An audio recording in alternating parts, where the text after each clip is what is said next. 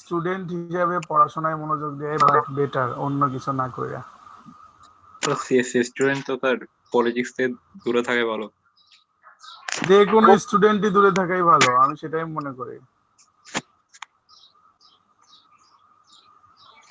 কারণ এতে করে কারো কোনো লাভ হতে তো দেখি নাই, ক্ষতি হয় ম্যাক্সিমাম সময়।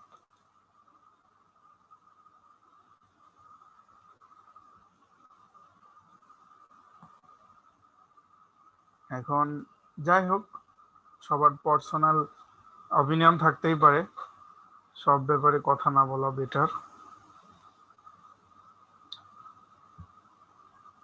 সো যাই হোক, এটা ভিন্ন কথা। হোপ সবকিছু তাড়াতাড়ি ঠিক হয়ে যাবে, আমরা শান্তিতে থাকতে চাই, এটাই হলো কথা।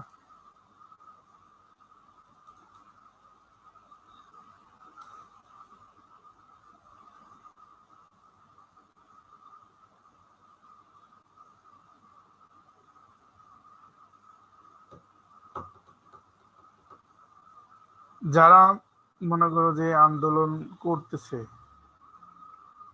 তো ওদের কোনো লাভ লস থাকতে পারে, মানে আই মিন যারা নেতৃত্ব দিচ্ছে ভাই, সেই তো সাধারণ মানুষ যোগ দিয়ে বা না দিয়াতে আমার কোনো লাভ বা লস হবে কিনা আমি সন্দেহ আছে এ ব্যাপারে।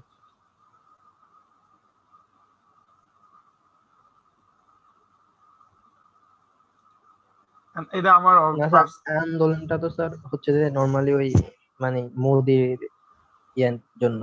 তো মধ্যে চলেও মূলত গেছে, এখন আবার কি? হ্যাঁ, মানে ওই এখন মেন কি হচ্ছে সরকার কেন মোদিকে আনছে, মানে এটা হচ্ছে এই আর কি। মানে সে তো ইন্ডিয়ায় মুসলিম মানে জেনোসাইড করার পিছনে তার বড় একটা রিজন আছে। মোদি টপিকটা বাদ দিলাম, বাইতুল মোকাররমে যেটা করছে ওইটা তো আমি কোনো লজিকই দেখি না। ওইটাই স্যার। যাই হোক, আমি হ্যাঁ আমি আলোচনা লিঙ্গার করতে যাচ্ছি না। লজিক ছাড়া হরতাল চলবে পুরো বাংলাদেশ সবাই। পুরো বাংলাদেশ সকলে স্যার জুমে ক্লাসগুলো হচ্ছে না। এটা একটা অন্যায় কথা হচ্ছে স্যার, জুম কমিউনিটি। তাহলে ক্লাস করো না তোমরা, আমি তো জোর করব না।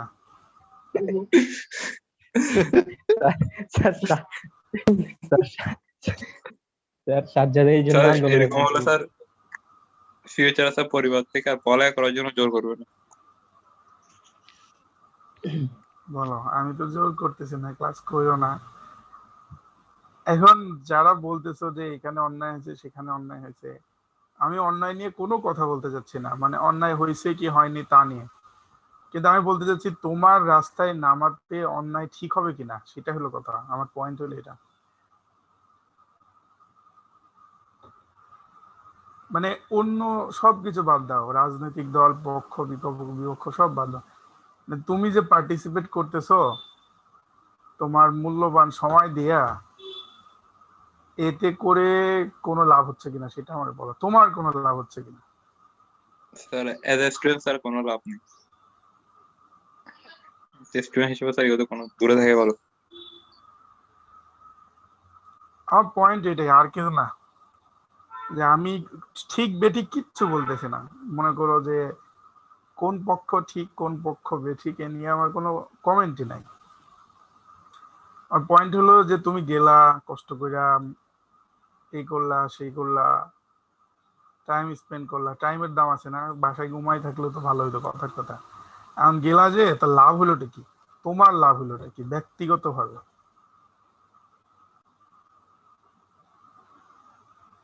কিছু জিনিস আমার কাছে আসলে মানে ইয়ে লাগে, কি যেন বলে, মানে অমূলক লাগে। মানে এখন আমার মতবাদ তোমাদের সাথে না মিলতে পারে। ফর এক্সাম্পল, যে কিছুদিন আগে বয়কট ফ্রান্স প্রোডাক্ট যেটা চললো, এখন এইটাতে আমি বলতে চাইছি যে যারা মনে করো যে নেতৃত্ব পর্যায়ে আছে তাদের আর কি এগুলা বলা সাজে, কিন্তু একটা রিপোর্ট আসলো যে এইবার ইউরোপে তো বাংলাদেশ থেকে প্রচুর স্টুডেন্ট যায় পড়াশোনা করতে, তো এইবার শুধুমাত্র বয়কট ফ্রান্স প্রোডাক্ট এই ট্যাগলাইনে যোগ দেওয়ার কারণে, এই নিয়ে স্ট্যাটাস দেওয়ার কারণে 87 স্টুডেন্টের ভিসা রিজেক্ট হয়েছে ফ্রান্সে, বাংলাদেশে। এটা আমরা যে অনলাইন পোর্টালে যুক্ত আছি বাইরের স্টুডেন্ট, গ্লোবাল হাব স্টুডেন্ট, ওখানে রিপোর্ট পেলাম। এখন লাভটা কি হলো সেটা আমারে বলো। ওই ছেলেটা, ওই মেয়েটা যদি ফ্রান্সে যাইতো, হায়ার স্টাডিজ অর্জন করত, সে যদি মনে করো যে ইয়ে করতো, কি যেন বলে তোমার, ভালো কিছু হইতো, ইভেনচুয়ালি সে তখন তার কমিউনিটিকে, দেশকে, সে অ্যাজ এ মুসলিম হিসেবে মুসলিম কমিউনিটিকে কিছু দিতে পারতো, সেটা ইকোনমিক হেল্প হোক বা অন্য কোনো হেল্প হোক। যেমন তোমার বাড়িতে যদি একজন মানুষের উন্নতি হয়, তাহলে বেসিক্যালি তোমার পুরো ফ্যামিলির উন্নতি, সাথে সাথে তোমার গ্রামের উন্নতি, দেশের উন্নতি। এখন ওরা যে বয়কট ফ্রান্স প্রোডাক্ট দিল কিছুদিনের জন্য, 1 মাস 1 সপ্তাহ, এরপর এত বড় ক্ষতি হয়ে গেল, ভিসা রিজেক্ট হয়ে গেল, স্কলারশিপ ক্যান্সেল হয়ে গেল, যাইতেই পারলো না। আমি বলতেছি না যে ওদের আর হয়তো অন্য কোথাও হবে না, হয়ে যেতে পারে অন্য কোথাও, লেগে থাকলে হয়ে যাবে, সেটা ভিন্ন কথা। যে একটা অ্যাটেম্প নষ্ট হলো, অথবা এমন হতে পারে যে মনে করি 87 জনের মধ্যে 5 জনের আর হইলই না কোনোদিন, অথবা নাম্বারটা আরো বেশিও হতে পারে, যে 10 15 20 জনের আর কোনোদিনই হলো না। মেবি অনেকের মন ভেঙে যেতে পারে, অনেকের মনে করো অন্য কোনো সমস্যা তৈরি হয়ে যেতে পারে। সো এর দায়বদ্ধতা কে নিবে? তো স্যার এখানে আপনার না, আমি আমার পয়েন্ট প্রফেটকে বলছি ব্যক্তিগতভাবে, প্লিজ। আমি সামষ্টিকভাবে বলতেছি না, আমি ব্যক্তিগতভাবে বলতেছি। আমি সঠিক বেঠিক কিচ্ছু জানি না, আমি তোমাদের টিচার, আমি তোমাদের টিচার হিসাবে তোমাদের ভালো চাই, সেই কথা বলতেছি। আমি কোনো রাজনৈতিক ভাবে আমার কথা বিশ্লেষণ করবা না, না আমি ব্যক্তিগতভাবে। আমিও পার্সোনালি বলতে চাই যে প্রফেটকে যেভাবে শো করা হয়েছে এটার দায়ভার কে নেবে? হ্যাঁ, এটার তো একটা একদিন হিসাব হবে, তাই না? এজ এ এইটা মুসলিম, এইটা এজ এ এটা এটা এজ এ আমি, মুসলিম আমাদের তো প্রয়োজন, দায়িত্বটা আমাদের প্রয়োজন। না, আমি তোমার কথা জবাব দিতে চাই এ ব্যাপারে। জি স্যার। সেটা হলো যে যদি একজন রিক্সাওয়ালা, আমার কথা শুনবা, বুঝবা, আমার সেন্সটা তুমি বুঝবা, তারপরে তুমি কথা বলবা। তো যদি একজন রিক্সাওয়ালা সারা দিন ধরে একজন মনে করো যে গার্মেন্টস মালিককে, মানে একটা ইন্ডাস্ট্রির মালিককে গালি দেয়, সর্বোচ্চ ইন্ডাস্ট্রির মালিক যখন বাসা থেকে বের হবে বা রাস্তায় বের হবে, গালিটা শুনবে, তার একটু খারাপ লাগবে, কি ক্ষতিটা কি সে করতে পারবে? কিন্তু আমার পয়েন্ট বুঝতে হবে তোমাকে। কিন্তু অন দ্য কন্ট্রারি, মনে করো ওই লোকটা খারাপ, তো সে যদি তার যোগ্য কেউ হইতো, মানে তার সাথে টক্কর দেওয়ার মতো, তার এই খারাপ কাজ থেকে বাধা দেওয়ার মতো যোগ্যতা সে অর্জন করতে পারে, তাহলে কিন্তু ওই লোককে সে থামাইতে পারে অনেকভাবে। এবং সেইটা করতে পারলেই কেবলমাত্র যথেষ্ট প্রতিবাদ করা হইলো বলে আমি মনে করি। আর আমার ব্যক্তিগত, আমার কিন্তু হযরত মুহাম্মদ সাল্লাল্লাহু আলাইহি ওয়াসাল্লামের প্রতি প্রচুর ভালোবাসা আছে। আমি নিজেকে একদম, মানে কি বলে, 100% ইমানদার ব্যক্তি বলে মনে করি, কিন্তু আমার অ্যানালাইসিসটা ভিন্ন। What I am trying to say, really I am trying to say, যে ছেলেগুলা মনে করো যে বাইরে যেতে পারলো না, এটা বলার চাইতে সে যদি না বলে বাইরে গিয়ে বড় কিছু হয়ে আরো 100 জনরে, মনে করো যে 100টা এতিম ছেলেদের মাদ্রাসায় পড়ানোর টাকা ফাইন্যান্স করতে পারতো ইন কেস, বা ভালো কিছু পড়ার জন্য, বড় কিছু হওয়ার জন্য হেল্প করতে পারতো, তার সমাজে কন্ট্রিবিউট করতে পারতো, সে একা একা না বলে তার পক্ষে 100 জন হয়ে তখন এই কথাটা যদি বলতে পারতো, সেটা হতো আমার কাছে রিয়েলি প্রতিবাদ। আমি যেটা বলতে চাচ্ছি, আমার পয়েন্ট হলো, সেটা হলো এই, যে তুমি যদি জ্ঞান বিজ্ঞানে, তথ্য প্রযুক্তিতে, যোগ্যতায় সামনে না আগাইতে পারো, তাহলে তুমি কখনোই তাদেরকে ঠিক মতো প্রতিবাদ করতে পারবা না। এটা হলো আমার কথা। স্যার এবার আমি আমি বলি। বলো। আমরা দুইটা পয়েন্ট হচ্ছে যে প্রতিবাদ নিয়ে, আর একটা পয়েন্ট হচ্ছে যে আপনার ওই স্কলারশিপ নিয়ে, তাই না? না না না, আমি মানে আবার আমাকে ক্লিয়ার করি, তারপর তুমি তোমার কথা বলো। আবার আমাকে ক্লিয়ার করি, স্কলারশিপ এটা একটা এক্সাম্পল ছিল। এটা নিয়ে কোনো কথা নাই আমার, এটা মানে কোনো পয়েন্ট না।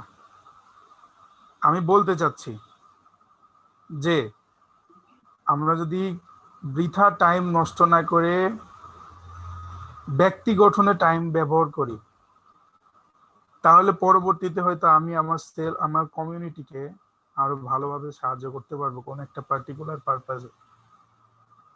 এটা হলো আমার পয়েন্ট। এখন বলো, তুমি এটা অ্যানালাইসিস করো। হ্যাঁ, এখন আমি প্রতিবাদ নিয়ে বলি।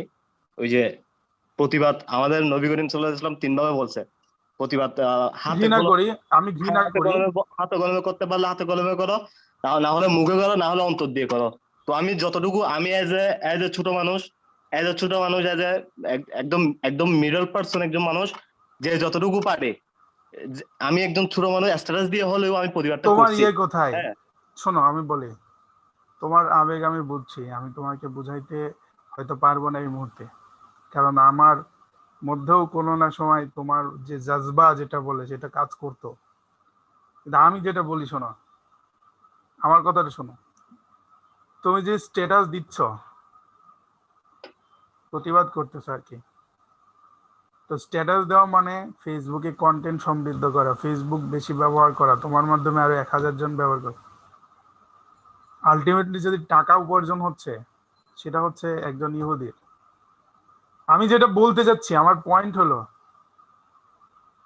যদি পুরা মুসলিম বিশ্ব এই শুধু প্রতিবাদের পারপাজেই ফেসবুকের পরিবর্তে অল্টারনেটিভ একটা মিডিয়া দাঁড় করাইতে পারতো, সেটা হয়তো সঠিক প্রতিবাদ। এটা আমার পয়েন্ট। তুমি আমার কথা বুঝতে পারছো কি পারছো না, আই ডোন্ট নো, বাট আমার তাহলে সেটা হয়তো রিয়েল প্রতিবাদ। কিন্তু আমরা যদি মুখে কথা বলতেই ব্যস্ত, সেটা সেইভাবে শো করতেই নিজেদের ইমানের শেষ দায়িত্ব বলে মনে করি, কিন্তু জ্ঞান বিজ্ঞানের দিক দিয়ে বা নিজেদের যোগ্যতা বাড়ানোর দিক দিয়ে কোনো চিন্তাধারা নাই, কোনো প্ল্যান নাই। এটা হলো আমার সমস্যা। আমার প্রবলেম হলো প্রতিবাদ করতে হবে, কিন্তু গঠনমূলক ভাবে। আচ্ছা, প্রতিবাদ কি এখন গঠনমূলক হয়নি? আর একটা কথা হচ্ছে যে আপনি শুধু যোগ্যতা বাড়ানোই আমাদের লক্ষ্য না, পরবর্তী আখিরাত যে আছে ওইটাও আমরা খেয়াল রাখতে হবে, মাথায় রাখতে হবে জিনিসটা, কারণ সব এটা তো ইনফিনিটি লেভেলের। ওকে, ঠিক আছে। তো হ্যাঁ। আচ্ছা, তোমার সাথে আমার আলোচনা এই মুহূর্তে শেষ। আমি এখন ক্লাস নিব, তবে তোমার সর্বশেষ কথাটা আমি কথা বলছি। সর্বশেষ যেটা, সেটা হলো যে এই ব্যাপারেও আমার একটু মানে আমার ব্যক্তিগত কিছু মতবাদের একটু সমস্যা আছে ব্যক্তিগতভাবে। আমি মনে করি, তুমি যেটা বলছো যে ইনফিনিটি লেভেল আখিরাত, আখিরাত অবশ্যই সবার ফাইনাল ডেস্টিনেশন হওয়া উচিত, এবং ফাইনাল ডেস্টিনেশন ব্যাপারে আমি কোনো মানে ইয়ে না। কিন্তু আমি যেটা বলতে চাচ্ছি, মানে আমার মনে হয় আর কি, অ্যাটলিস্ট কিছু মানুষ হলো, অ্যাটলিস্ট যারা মিনিমাম হলেও যারা আমরা বিজ্ঞানের স্টুডেন্ট, অথবা অ্যাটলিস্ট যারা সচেতন, মানে এটা আমার পুরোপুরি আমার মতবাদ। I am not trying to, দেখো, হাজার হাজার মানুষ বের হয়েছে, তারা অনেকেই আমার চাইতে জ্ঞানী। হ্যাঁ, আমি তাদেরকে সম্মান করি, কিন্তু আমার নিজস্ব মতবাদ থাকতেই পারে, এবং সেই মতবাদ আমাকে মানে আমি বলবো, সেটা বলারও অধিকার আমার আছে, এবং সেটা তুমি ফলো করতেও পারো, নাও পারি, up to you, doesn't matter. But my point is যে আখিরাত কি শুধু মানে মানে রাসূল সাল্লাল্লাহু আলাইহি সাল্লামের যুগে আর কি, যেমন মনে করো যে অনেকে তো যুদ্ধ করছে, সবাই যুদ্ধ করছে, আমি অবশ্য কম জানি সব ব্যাপারে, কিন্তু তা সত্ত্বেও কিছু মানুষ তো জ্ঞান বিজ্ঞানের চর্চা করছিল। রাসূল সাল্লাল্লাহু আলাইহি ওয়াসাল্লাম পরেও, যুগের পরেও যদি বলে যে বিভিন্ন তাবেঈন বা ইসলামের স্বর্ণযুগ যেগুলোর কথা, এই যে বিভিন্ন বিজ্ঞানী, ওমর খৈয়া, মানে সরি, এই যে ইবনে আল খওয়ারিজমি, ইবনে সিনা, এদের কথা বলছি। মাই পয়েন্ট ইজ যে এইগুলোর কারণে তখন এই যে মিডিল ইস্টটা, বিশেষ করে বাগদাদ, সিরিয়ার রাজধানী যেটা দামেস্ক, এগুলো ছিল সারা বিশ্বের কেন্দ্রভূমি। অনেক দূর দূরান্ত থেকে ইউরোপীয় বিভিন্ন লোক, ওরা তখন বর্বর, ওখান থেকে লোকজন আসতো তাদের জ্ঞান অর্জনের জন্য, চিকিৎসা করার জন্য এদের কাছে, এখানে সম্মান করতো তাদেরকে মন থেকে। তাহলে এখন আমার কাছে মনে হয়, আমার কাছে ব্যক্তিগতভাবে আমার কাছে মনে হয় যে এগুলো থেকে সরে এসে শুধুমাত্র আমাদের আবেগকে বেশি প্রাধান্য দেওয়ার কারণেই আমরা বেশি বেশি পিছাই গেছি, অনেক বেশি। কারণ তখন কম্বিনেশন ছিল, বা কম্বিনেশন এখনো থাকা উচিত। মানে আমি বলছি যে সবকিছু অ্যাক্টিভ না হয়ে কিছু কিছু জিনিস প্যাসিভ হওয়া উচিত, মানে কোনো কিছু সুদূর প্রসারী পরিকল্পনা নিয়েও হওয়া উচিত। মানে কোনো কথা ইনস্ট্যান্ট মুখের উপর বলে দেওয়া, মনে করো যে তোমার সাথে কারো শত্রুতা, তুমি মুখের উপর প্রতিবাদ করলা, এটাও একটা প্রতিবাদ। সাপোজ মনে করো তোমার কেউ বললো যে তোর দ্বারা ইঞ্জিনিয়ারিং হবে না, তুমি তাকে মনে করো যে অনেক কথাবার্তা বললা, হ্যাঁ তুই কি ছিলি, আমার তো জানা আছে, এই সেই হাবি যাবি, তুই পারছিস আমিও পারবো, অনেক কথাবার্তা। এটা হলো ইনস্ট্যান্ট প্রতিবাদ। আমি মনে করি যে এটার পরিবর্তে সে যদি সাইলেন্ট থেকে 4 বছর পরে ইঞ্জিনিয়ার হয়ে তার চাইতে ভালো পজিশনে বা তার সমান পজিশনে গিয়ে তাকে বলে যে ওই যে বলেছিলি না, এখন দেখ আমি কিন্তু ঠিক এই জায়গায় আছি, আমি তো হতে পারছি। এই প্রতিবাদটা আমার কাছে বেশি ইম্পর্টেন্ট। আমি এটাই বলতে চাচ্ছি, তোমরা আমার স্টুডেন্ট হিসেবে আমি আমার মতবাদ এটাই বলতে চাচ্ছি, আর কিছু না, আর কিচ্ছু না। এখন তুমি কি বুঝছো না বুঝছো আই ডোন্ট নো, বাট আমার পয়েন্ট হলো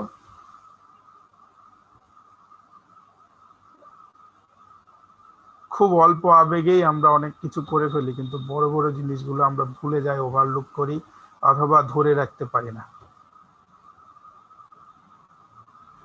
আমি মনে করি, ব্যক্তিগতভাবে আমি মনে করি যে রাসূল সাল্লাল্লাহু আলাইহি ওয়াসাল্লামের ভালোবাসার প্রকাশ করার জন্য এত লোক রাস্তায় নাম নেমে, এত লোক রাস্তায় না মরে, এর মধ্যে যদি 10 জন লোক 5 জন লোক গত 1 বছরের মধ্যে সারা পৃথিবীতে এই পরিমাণ, মনে করো যে কোন একটা অনুষ্ঠান করতে পারতো, সেমিনার সিম্পোজিয়াম টাইপের কোন একটা অনলাইন প্ল্যাটফর্মে, কোন একটা টিভি অনুষ্ঠানে, যেখানে রাসূল সাল্লাল্লাহু আলাইহি ওয়াসাল্লামের বিভিন্ন ক্যারেক্টারিস্টিক্স গুলো আরো সুন্দরভাবে এক্সপ্লেইন করা হবে, মানুষজন জানবে বিভিন্ন ভাষায়, বিভিন্ন ইয়েতে, অনেক হয়েছে। তুমি বলতে পারো স্যার অনেক আছে, আমি বলছি এই ব্যাপারে যদি আরো বেশি মনোযোগ দেওয়া যেত।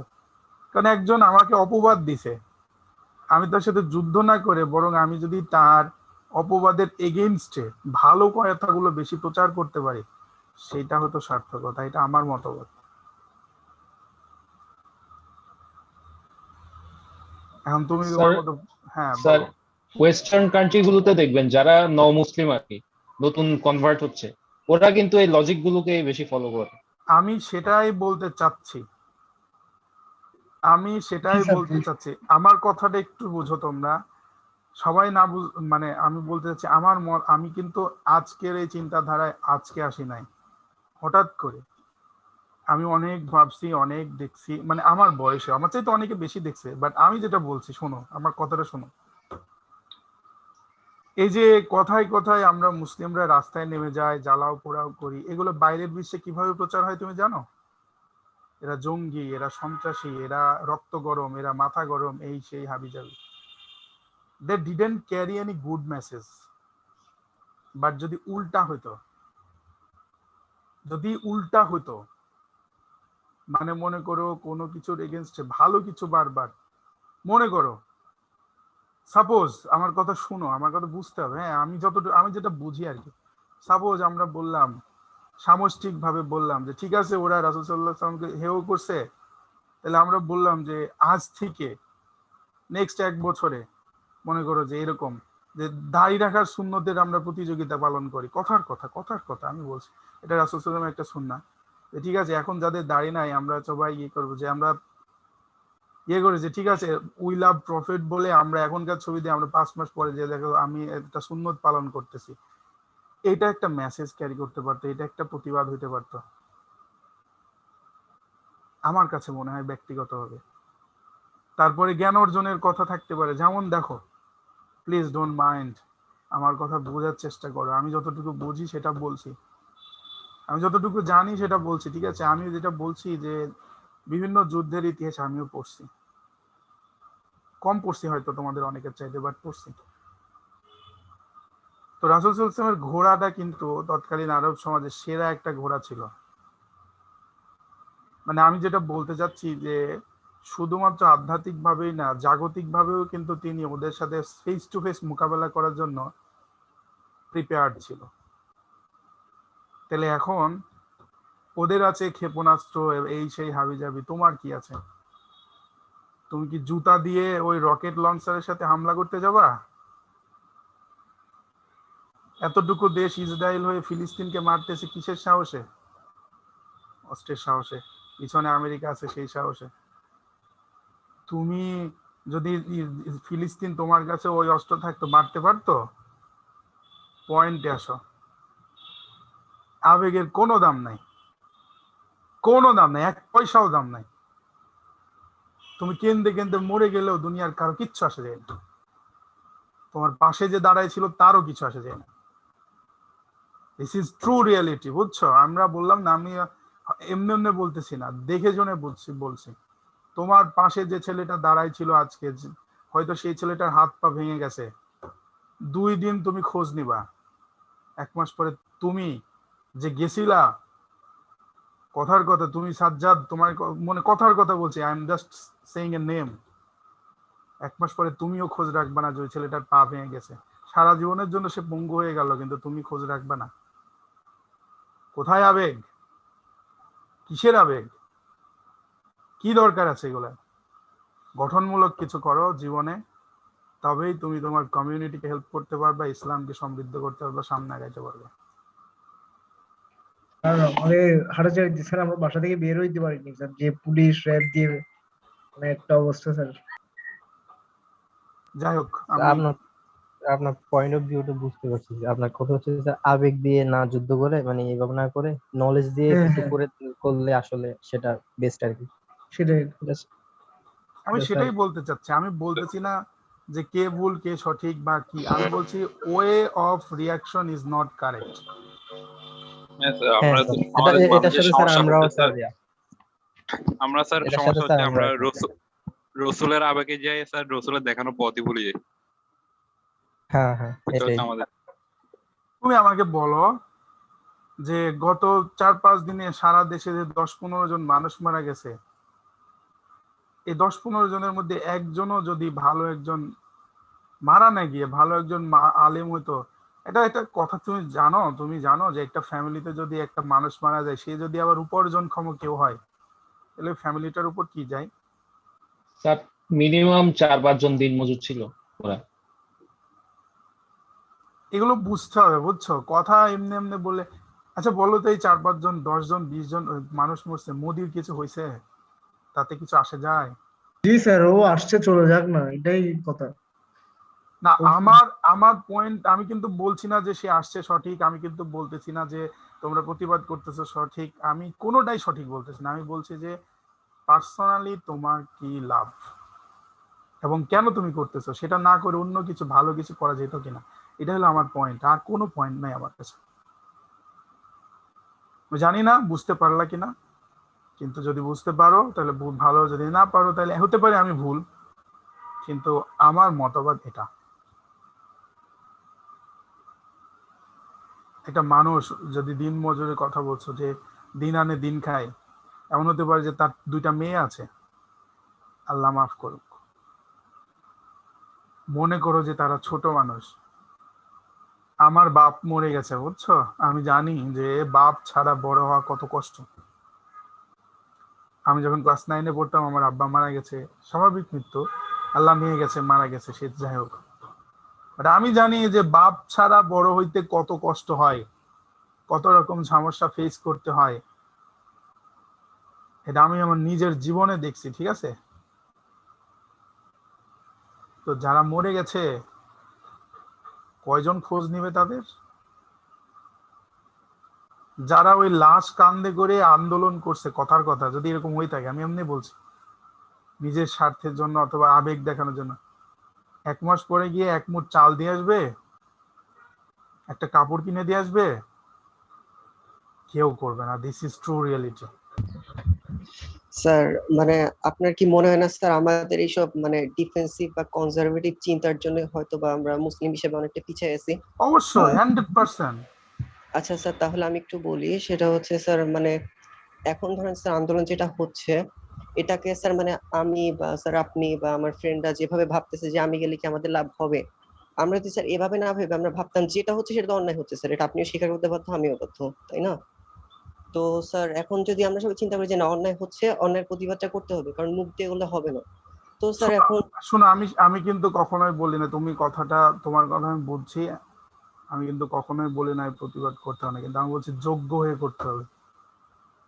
আচ্ছা স্যার, এখন আমি বলতে চাইতেছি যে মানে আপনাকে না, আপনার কথাটা ডিফেন্স করে বলতেছি যে মানে যারা বলতেছে আন্দোলনটা সঠিক, আচ্ছা আমি বললাম হ্যাঁ আন্দোলনটা সঠিক, সবকিছু হয়েছে, এখন করণীয়টা কি ওইটা বলতে বলেন। মানে আমরা আমার কথা বুঝতে শোনো, পারছি। আমি কোনো ডিসকাশনে আর যাচ্ছি না, আমি অনেক কথা বললাম, but I am trying to finish here, সেটা হলো আমি বলতে চাচ্ছি, আমি খুব ছোটভাবে বুঝি, আমি অনেক বড় কিছু বুঝি না, বাট আমি যেটা বুঝি সেটা হলো এই, যে যদি তুমি তোমার কমিউনিটিতে কোনোভাবে হেল্প করতে চাও তাহলে তোমাকে নিজেকে যোগ্য হতে হবে। 1000 জন কর্মীর চাইতে একজন লিডারের দাম অনেক বেশি, তোমাকে লিডার হতে হবে, এটাই হলো আমার কথা। আর লিডার মানে যে গলা ফাটাই শুধু leader, I don't count them, সত্যি কথা। মনে করো যে একজন বিল গেটস কোনো আন্দোলন করছে, কোনোদিন করে নাই, কিন্তু হি ক্যান বাই এ, মানে হি ক্যান ফিড, লাইক আমাদের বাংলাদেশের মতো কান্ট্রি, এরকম 50টা কান্ট্রিকে সে 1 বছর চালাইতে পারে। কথার কথা বলছি, এরকম আমি স্ট্যাটিস্টিক দেখেই বলতেছি, দিস ইজ লিডার। মানে আমি বলছি যে বড় বড় কথা বলে লিডার হওয়ার কোনো প্রয়োজন নাই, দিস ইজ লিডার। যে মানুষকে বিপদে হাত করতে পারবে, এই করতে পারবে, তখন না তুমি প্রতিবাদ করতে পারবে সামষ্টিক ভাবে, অ্যাজ এ হোল। এগুলো করে কিছু হবে না, যাই হোক বাদ দাও। এখন অনেকে হয়তো মানে মনে করবে যে আমি ভুল, অনেকে মনে করবে আমি সঠিক, আই ডোন্ট কেয়ার, বাট আমি যেটা বলছি যে stay on your own work, এতটুকুই আমার কথা। মানে ব্যক্তিগতভাবে এবং অ্যাজ এ টিচার হিসাবে এটা হচ্ছে আমার মেসেজ তোমাদের প্রতি, তোমরা অ্যাকসেপ্ট করবা রিজেক্ট করবা তোমাদের ব্যাপার। স্যার আর সামান্য যদি কথা বলতাম আমি। বলো। স্যার আপনি যেটা বলছেন সেটা আমি আপনার সাথে একমত পোষণ করতেছি, বাট কিছু কিছু জায়গায় তো এগুলো খাটে না। ধরেন বর্তমান পরিস্থিতিতে বলেন, আপনি আপনি দেশের নাগরিক, তো নাগরিক হয়ে যখন আপনার বাক স্বাধীনতা থাকবে না, এরপরে আপনি সামাজিকভাবে সম্পূর্ণ হাত পা বাঁধা অবস্থায়, তো এই অবস্থায় আপনি কিভাবে চলবেন?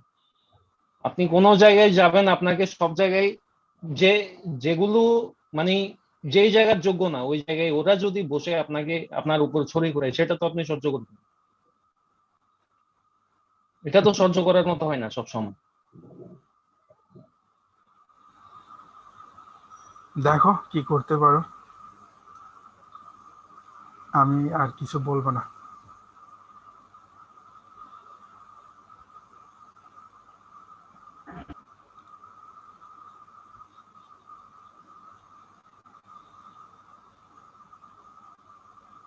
মুখের কথা বলে যদি যারা ছড়ি ঘোরায় তাদেরকে সরাই ফেলা যেত তাহলে তো ভালোই। যাই হোক, চাপ, দেখো কি করতে পারো তাহলে।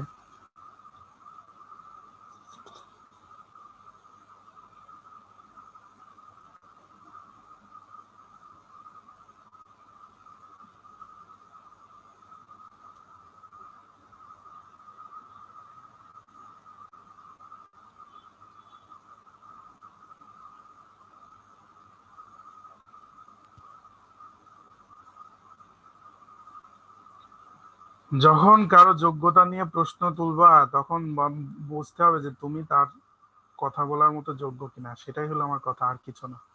যোগ্যতা নিয়ে কথা বলার মতো প্রশ্ন তোলা যাবে না বা প্রশ্ন তোলা ঠিক না সে নিয়ে আমি কিচ্ছু বলতেছি না, বাট আমি বলছি সেই স্যার প্রশ্ন আমি তোলার আমি মতো ওই যোগ্য জায়গায় কিনা যাওয়ার তুমি। মতো জি স্যার, একটু ইন্টারাপ্ট করতেছি। আমি ওই জায়গায় যাওয়ার মতো যোগ্য হইতে হয়তো আমার আরো আরো 10 বছর লাগতে পারে। কারেন্ট সিচুয়েশনে আমার কিচ্ছু আমার আসে মতো যায় আরো না, তুমি 10 জন তুমি না না ভোগান্তি না যাচ্ছে, ভোগান্তি কিচ্ছু পোহাচ্ছে, আসে তখন যায় কি না, করবো আমি? কিচ্ছু আসে যায় না। 10 জন কেন, 1 লাখ জনের ভোগান্তি হলেও কিচ্ছু আসে যায় না, যতক্ষণ না আরেকজন যোগ্য হয়ে ওই জায়গায় রিপ্লেস করবে। তো সেই যোগ্য হওয়ার জন্য তুমি চেষ্টা করো, এটাই হলো আমার কথা, আর কিছু না। আবেগ দিয়ে বুঝতে কিচ্ছু পারছি। হয় না। ওকে, আমি তোমাদের মিউট করতেছি সবাইকে। আমি আসলে এই কথা নিয়ে আমি আর কিছু বলতে চাচ্ছি না। আমি পড়া শুরু করি, তারপরে আবার নতুন করে আবার মানে তো কথা বলার যখন তোমাদের প্রয়োজন মনে করব তখন আমি আবার আনমিউট করে দিব। ওকে, সো আমরা এখন আলোচনা করতেছি ডপলার ইফেক্ট। মানে আলোচনা করতেছি না, করব, অনেক বেশি অন্য আলোচনা হয়ে গেছে। সো ডপলার ইফেক্ট আমরা আলোচনা যে করব, মানে ডপলার ইফেক্ট বেসিক্যালি প্রথমে আমরা একটু বলি যে এটা আমাদের সিলেবাসের আসলে কিসের অন্তর্ভুক্ত, বা আমরা আসলে কোথায় থেকে কি বলছি, হঠাৎ করে ডপলার ইফেক্ট বা কোথায় থেকে আসলো বা কি আসয় বিষয়। সো এটা হচ্ছে আমাদের ফাইনালের সিলেবাস। কেমন ফাইনাল এক্সাম?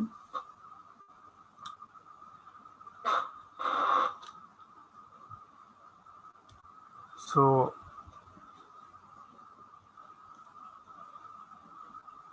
আমরা দেখতে পাচ্ছি যে তোমার এই যে প্রথম অংশটা হচ্ছে ওয়েভ অ্যান্ড অসিলেশন, তারপর হচ্ছে তোমার এই যে heat and thermodynamics, and finally হচ্ছে অপটিক্স। সো এই যে অপটিক্সেও তোমার দুইটা পার্ট, ইন্টারফারেন্স ডিফ্রাকশন, এবং ওয়েভ অ্যান্ড অসিলেশন দুইটা পার্ট, ওয়েভস অ্যান্ড অসিলেশন। তো বেসিক্যালি আমাদের সিলেবাসের 3টা part, wave and oscillation, heat and thermodynamics and optics. তো এই ওয়েভ অ্যান্ড অসিলেশনের একটা অংশ হচ্ছে ডপলার ইফেক্ট ইন সাউন্ড। তো কিছু জিনিস অবশ্য এর আগে ছিল যেটা আমাদের আসলে জানতে হইতো। তো আমি সেগুলো প্রথমত আমি তোমাদের উপর রেখে দিয়েছি। আমি কিছুক্ষণ আগে আমাদের ওই যে জিসিতে দুইটা ডকুমেন্ট আপলোড করছে, একটা হচ্ছে ডপলার ইফেক্ট এবং একটা হচ্ছে ওয়েভস। তো ওয়েভস এর এটার কিছু জিনিস আমি তোমাদের উপর রাখতেছি শুরুতে, যে তোমরা এই জিনিসগুলো নিজেরা দেখবা। অ্যাজ আই থট যে এগুলো আসলে মানে তোমরা পড়ছো ইন্টারে, বা এর আগে যে ওয়েভ কাকে বলে, লঙ্গিচুডিনাল ট্রান্সভার্স ওয়েভ, এই যে আমরা পড়ছি অনুদৈর্ঘ্য অনুপ্রস্থ, হ্যাঁ, প্রোগ্রেসিভ ওয়েভ, স্টেশনারি ওয়েভ, মানে স্থির তরঙ্গ, অগ্রগামী তরঙ্গ, এই তরঙ্গ। তো এই জিনিসগুলো হচ্ছে বেসিক এই চ্যাপ্টারের। তোমরা পড়বা, আমি সোর্স দিয়ে দিছি এবং আমি এগুলো তোমাদেরকে হোমওয়ার্ক বলতেছি, মানে তোমরা পড়বা।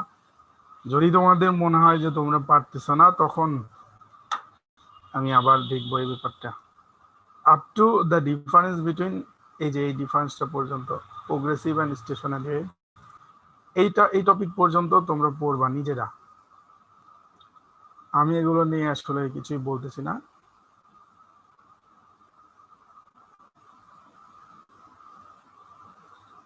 তো এটার মধ্যে যে পার্টটা ছিল আমাদের ডপলার ইফেক্ট, আমরা সেইটা নিয়ে আলোচনা করা শুরু করতেছি আর কি। এর পরবর্তীতে আমরা বিট নিয়ে আলোচনা করব। সো ডপলার ইফেক্ট বেসিক্যালি দুই ধরনের ক্ষেত্রে হয়, একটা হচ্ছে ডপলার ইফেক্ট অফ সাউন্ড এবং একটা হচ্ছে ডপলার ইফেক্ট অফ লাইট।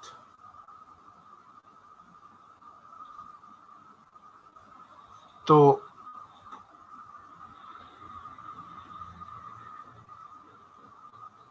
আমরা এখানে ডপলার ইফেক্ট অফ সাউন্ডই পড়বো বেসিক্যালি। তো এটা পড়ার জন্য প্রথমে আমাদের একটু বুঝতে হবে যে আসলে ডপলার ইফেক্টটা কি এবং কয়টা ক্রাইটেরিয়ার উপর বেস করে ডপলার ইফেক্ট হতে পারে, বা আমরা যদি অন্যভাবে বলি যে কয়টা কন্ডিশনের, মাধ্যমে এটাকে এক্সপ্লেইন করা যায় বা কি কি কন্ডিশন। সো আসো আমরা প্রথমে পড়তেছি যে এটা কি আসলে, what is Doppler effect. Screen দেখা যাচ্ছে না, একজন লিখছো, আমি আবার দেখছি, তাহলে নতুন করে শেয়ার করতেছি। একটু কনফার্ম করো মেসেজে যে এখন স্ক্রিন দেখা যাচ্ছে কি যাচ্ছে না।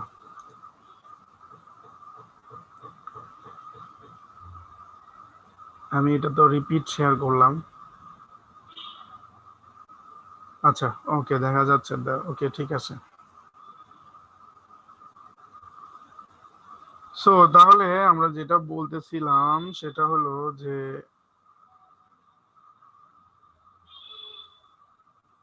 প্রথমে আমরা বলতেছি যে ডেফিনিশন, হ্যাঁ, সংজ্ঞা, ডপলার ইফেক্ট কারে বলে। সো আমরা বলছি the apparent change in pitch due to relative motion between the source and the observer is called Doppler effect. তাহলে এখানে আমাদের পার্টিকুলারলি কিছু ব্যাপার আমরা বলছি। প্রথমে বলছি দ্য অ্যাপারেন্ট চেঞ্জ।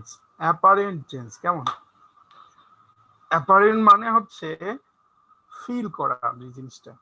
তো অ্যাপারেন্ট চেঞ্জ মানে হচ্ছে যে চেঞ্জটা আমরা ফিল করি, অনুভব করি, যে পরিবর্তন। কিসের পরিবর্তন? ইন দ্য পিচ, মানে শব্দের তীব্রতা বা তীক্ষ্ণতা, in the pitch of sound আর কি, শব্দের তীব্রতার যে পরিবর্তন। অর্থাৎ তীব্রতার পরিবর্তন মানে কি, কখনো তীব্রতা বেশি কখনো কম, মানে তীব্রতার বাড়া বা কমার যে ঘটনা সেটা। কিসের জন্য? Due to relative motion between the source and the observer. Source এবং অবজারভারের মধ্যবর্তী আপেক্ষিক বেগের জন্য, আপেক্ষিক গতির জন্য যে ঘটনা হয় সেটাকে আমরা বলি ডপলার ইফেক্ট। তাহলে আমরা এই জিনিসটাকে একটু এক্সপ্লেন করব যে আসলে এই যে সোর্স এবং অবজারভারের রিলেটিভ মোশন বলতে আমরা কি বলছি, বা রিলেটিভ মোশন এর সাথে এই ঘটনাগুলো কেমন।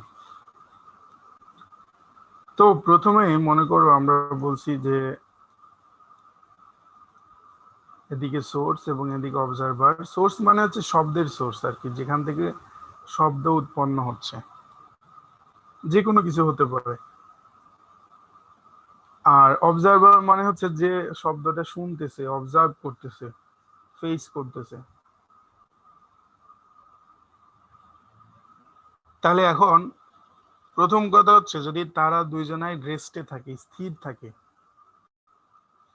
মনে করো source at rest and observer at rest, তাহলে দুইটা যদি স্থির থাকে তাহলে কি হবে, তাদের মধ্যে কোনো রিলেটিভ মোশন থাকবে না, আপেক্ষিক বেগ থাকবে না। কারণ আমরা জানি যে আপেক্ষিক বেগ হতে হলে তাদের গতির মধ্যে পার্থক্য হতে হবে, তারতম্য থাকতে হবে। তাহলে দুইটা স্থির মানে দুইটারই গতি হচ্ছে zero. So there is no relative motion. So এই ক্ষেত্রে there is no Doppler effect, Doppler effect নাই।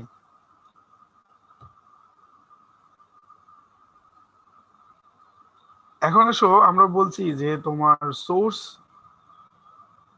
রেস্টে আছে, source in rest and observer in motion, এটা। তাহলে এইটা আমরা এক্সাম্পল যদি দেই, যেমন মনে করো আমরা বলতে পারছি যে সোর্স হচ্ছে, আমরা ধরলাম যে মসজিদের মাইক, আজান হচ্ছে আর কি, শব্দ হচ্ছে। সো আজান হচ্ছে এখানে শব্দ এবং মসজিদের মাইক হচ্ছে শব্দের সোর্স, সেটা রেস্টে আছে। মসজিদের মাইক তো আর দৌড়ায় বেড়ায় না, স্থিরই থাকে। তাহলে এটা হচ্ছে শব্দের সোর্স। এবং অবজারভার হচ্ছে, সরি এখানে ও কেন লিখছে, অবজার্ভ হচ্ছে গতিশীল, মোশনে আছে, এম। অবজারভার হচ্ছে তুমি, যে কিনা গতিতে আছে। মানে তুমি বাসায় বসে নেই, অবশ্যই তুমি রাস্তায় আছো এবং তোমার গতি দুরকম হতে পারে। প্রথমটা হতে পারে যে তোমার গতি মসজিদের দিকে, আজান যখন হচ্ছে তুমি আজান শুনতে শুনতে মসজিদের দিকে যাচ্ছ, এটা হতে পারে ফার্স্ট কেস। এবং সেকেন্ড হতে পারে যে তুমি মসজিদ থেকে দূরে যাচ্ছ, তো সেটাও হতে পারে যে আজান হচ্ছে অথচ মনে করো যে হতে পারে তুমি পরে নামাজ পড়বা বা এরকম কিছু, তোমার অন্যদিকে কাজ আছে, তুমি অন্যদিকে গেলে, কারণ আজান হওয়ার সাথে সাথে তো নামাজ হয় না, সো তুমি মনে করো যেদিকে আজান হচ্ছে তার অপোজিট দিকে যাচ্ছ, হতে পারে। সো এই দুই রকম মোশন হতে পারে অবজারভারের, এবং সেই দুই রকম মোশনের রেসপেক্টে আমরা বলছি ডপলার ইফেক্ট দুই রকম হতে পারে।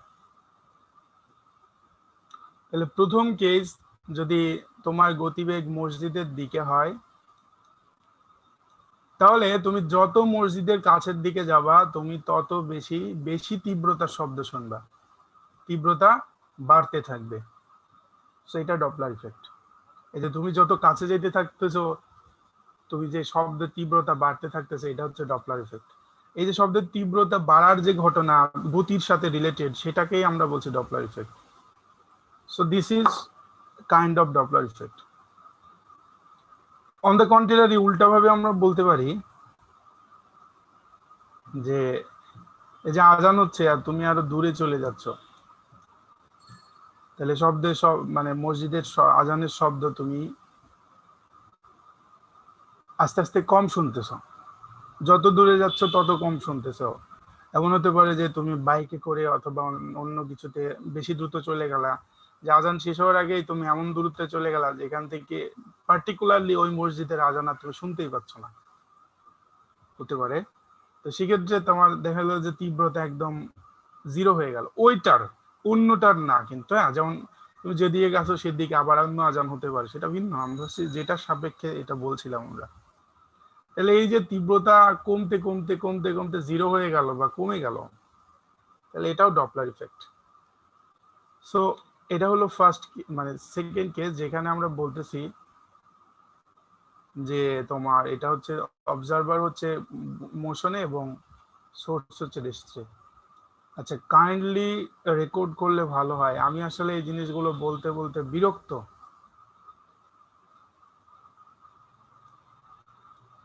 যে তোমরা একটু চেক করে দেখবা যে আসলে আছে কিনা।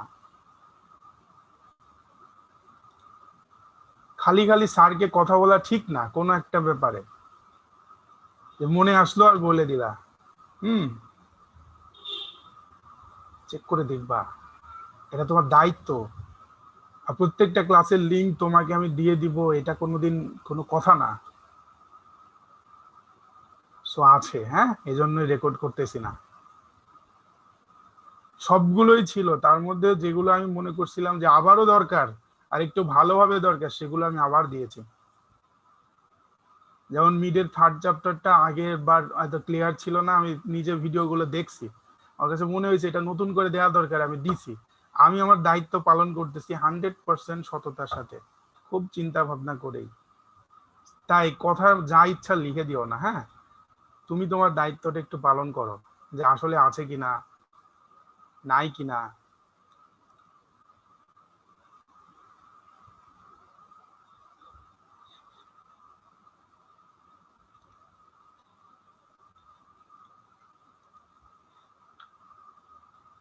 সো আমরা বলতেছিলাম ডপলার ইফেক্ট, তাহলে আমরা কেস 2 যেখানে বলছিলাম যে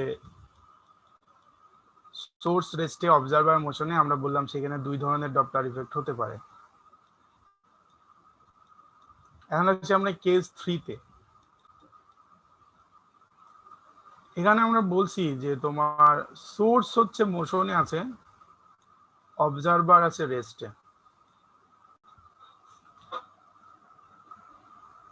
তো এটার এক্সাম্পল আমরা বলতে পারি, মনে করো যে তুমি তোমার বাসায় আছো, তার মানে তুমি রেস্টে আছো, যেহেতু তোমার গতিবেগ নাই তেমন একটা, এক রুম থেকে আর এক রুমে যাচ্ছ সর্বোচ্চ আর কি, তো তেমন একটা কোনো গতিবেগ নাই। আর সোর্স মনে করো গতিশীল। ফর এক্সাম্পল ধরে নাও যে রাস্তায় একটা গাড়ি অথবা একটা ট্যাক্সি অথবা একটা রিক্সা করে কেউ মাইকিং করতে করতে যাচ্ছে কিছু একটা, যে কোনো কিছু আর কি, তাহলে সেটা গতিশীল। তাহলে এই গতিটাও, যেহেতু গাড়িটা গতিশীল তার মানে গাড়ির শব্দটাও গতিশীল, তাহলে এই গতিটাও দুই রকম হতে পারে। অর্থাৎ তোমার দিকে আসতেছে, তোমার থেকে দূরে চলে যাচ্ছে। তাহলে ন্যাচারালি যখন তোমার দিকে আসবে তখন তীব্রতা বাড়বে, এবং যখন তোমার থেকে দূরে চলে যাবে তখন তীব্রতা কমে যাবে। এরপরে আসো কন্ডিশন 4। আমরা কন্ডিশন 4 বলতেছি যে হতে পারে যে সোর্স এবং অবজারভার দুইটাই গতিশীল।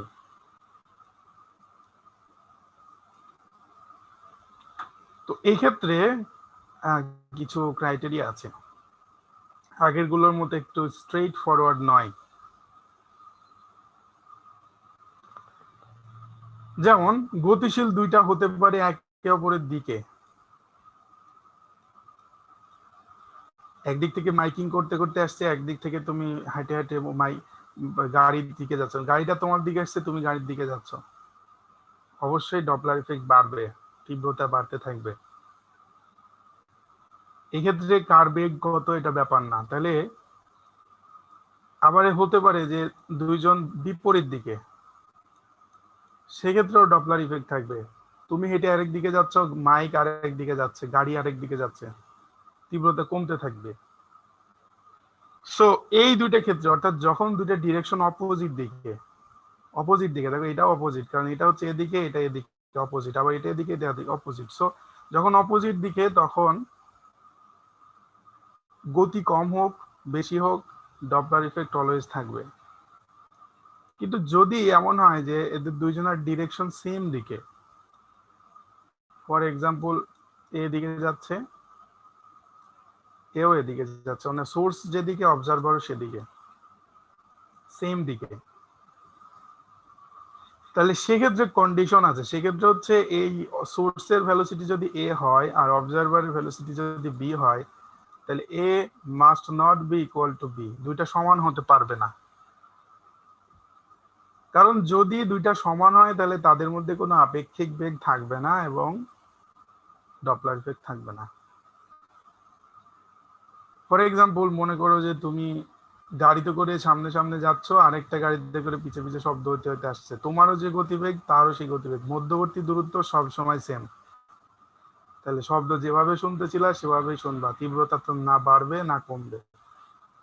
So no Doppler effect. আবার এমন যদি হয় যে যেটাতে শব্দ উৎপন্ন হচ্ছে ওই গাড়িতে বসেই তুমি যাচ্ছ, গাড়ি যত গতিবেগেই যাক না কেন গাড়ির সাপেক্ষে তুমি স্থির, সো গাড়িরও যে গতি তোমারও সেই গতি, সোর্সেরও যে গতি অবজারভারেরও সেই গতি, সেক্ষেত্রেও ডপলার ইফেক্ট থাকবে না, নো ডপলার ইফেক্ট।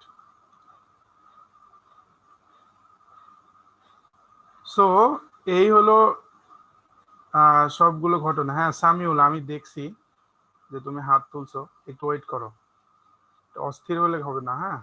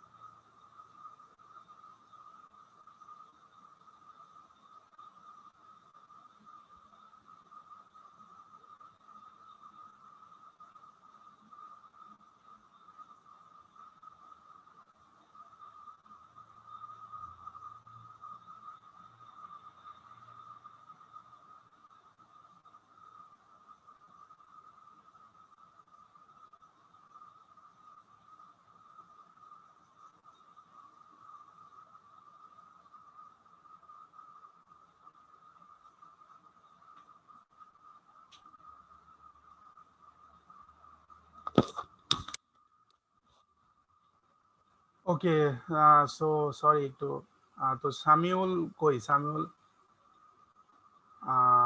হাত তুলো, আবার সামনে চলে আসো, তোমার আমার খুঁজতে হচ্ছে। ওকে, সো হ্যাঁ, তুমি আনমিউট করতে পারো, বলো। স্যার স্যার আমার কোশ্চেন, স্যার আপনি বলছেন যে মোশন সেম হতে স্যার ডপলার এফেক্ট কাজ করবে। হ্যাঁ, মোশন সেম হলে ডপলার ইফেক্ট কাজ করবে না। হ্যাঁ, স্যার তারপর হ্যাঁ, আমার কোশ্চেনটা হচ্ছে মনে করেন স্যার মসজিদে আজান দিচ্ছে, মসজিদটা রেস্টে, হ্যাঁ, হ্যাঁ, মসজিদে মোশন জিরো, আমি স্যার একটা সাইকেল নিয়ে মসজিদের চারপাশে ঘুরছি, তখন কি আমার ডপলার এফেক্ট কাজ করবে? কারণ আমার মোশন আছে কিন্তু মসজিদে মোশন মোশন আচ্ছা ঠিক আছে, তুমি একটা ভালো কথা বলছো। দেখো, আমরা এখানে যে রিলেটিভ মোশনের কথা বলছিলাম, হ্যাঁ, তোমার মসজিদের চারপাশে ঘুরতেছো, খুব ভালো প্রশ্ন। আমি আসলে আই অ্যাপ্রিসিয়েট ইউর কোশ্চেন, কারণ হলো যে এরকম কোশ্চেন আমি পাই না এর আগে। তো সেক্ষেত্রে দুইটা ব্যাপার ইম্পর্টেন্ট। এমন যদি হয় যে মসজিদের চারিদিকে সমানভাবে শব্দ যাচ্ছে, যদি হয়, কারণ মসজিদে তো অনেক সময় তোমার মনে করো যে চারিদিকেই মাইক থাকে, কোনো কোনো মসজিদে একদিকে থাকে, কোনো কোনো মসজিদে দুই দিকে থাকে। এটা মসজিদটা কত বড় বা কত এনরিচ এটার উপর ডিপেন্ড করে। সো যদি এমন হয় চারিদিকে সমান শব্দ যাচ্ছে এবং তুমি ওই মসজিদটাকে কেন্দ্র করে ঠিক সমান ব্যাসার্ধ নিয়ে চারিদিকেই ঘুরতেছো, আই রিপিট, হ্যাঁ, সমান ব্যাসার্ধ নিয়ে, তার মানে মধ্যবর্তী দূরত্ব কখনোই চেঞ্জ হচ্ছে না। যদি এরকমটা হয় তাহলে ডপলার ইফেক্ট হবে না। কারণ হলো বেসিক্যালি এখানে রিলেটিভ মোশন যেটা, সেটা হলো যে এটা যদি স্থির হয় এবং তুমি মনে করো যে গতিশীল, কিন্তু তোমার সার্কুলার ভেলোসিটিটা যদি তখন মনে করো যে তোমার সেম হয়, অনেকগুলো ব্যাপার থাকে এখানে। সার্কুলার ভেলোসিটি সেম প্লাস এখানে মসজিদের শব্দ চারিদিকে যাচ্ছে, তাহলে কোনো ডপলার ইফেক্ট হবে না। কারণ তোমার সেম সার্কুলার ভেলোসিটিটা তখন একই ভেলোসিটি বলেই গণ্য হবে এবং তোমাকে স্থিরভাবেই তখন ধরা হবে। কারণ আমরা কোনো কিছু স্থির বলতে সেটা দুই রকম বুঝি। একটা হলো স্থির মানে হচ্ছে স্থির, কোনো ভ্যালোসিটি নাই। আরেকটা হলো স্থির মানে হচ্ছে সে কনস্ট্যান্ট ভ্যালোসিটিতে বৃত্তাকার পথে ঘূর্ণায়মান, এরকম হতে পারে। যেমন আমরা বলতেছি যে মনে করো তোমার কি যেন বলে, পৃথিবী স্থির, মানে স্বাভাবিকভাবে বলতেছি, যদি এটা স্থির না, এটা কনস্ট্যান্ট ভ্যালোসিটিতে মানে স্টারের চারিদিকে ঘুরতেছে, সেটা ভিন্ন কথা। তো স্বাভাবিকভাবে আপেক্ষিকভাবে আমাদেরকে স্থির মনে হয় আর কি। সো এটা একটা কেস। এখন যদি এরকম হয় যে তোমার ভ্যালোসিটি কম বা বেশি হচ্ছে, তাহলে তোমার ভ্যালোসিটি কম বেশি হলে তুমি অবশ্যই শব্দের তারতম্য শুনবে, এটা হলো ফার্স্ট, তুমি নিজে এক্সপিরিয়েন্স করে দেখতে পারো। সেকেন্ড, যদি এমন হয় যে মসজিদের চারিদিকে সঠিকভাবে সব দিকে সমান শব্দ যাচ্ছে না, তাহলে ন্যাচারালি যেদিকে মাইক আছে সেদিকে বেশি শব্দ শুনবা, যেদিকে নাই সেদিকে কম শুনবা। সো এই দুইটা ঘটনাও ঘটতে পারে। আই থিঙ্ক তুমি তোমার প্রশ্নের আনসার পাইছো।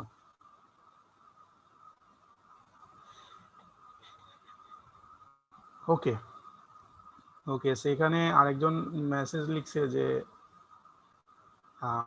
মানে ভিডিওতে কারের এক্সাম্পল আছে বা এরকম কিছু। So it doesn't matter, example is example. এখানে যাই থাক তুমি দেখলে বুঝতে পারবা, কারণ আমি তো পড়াইছি আর একইভাবে পড়াইছি, আমার মনে আছে।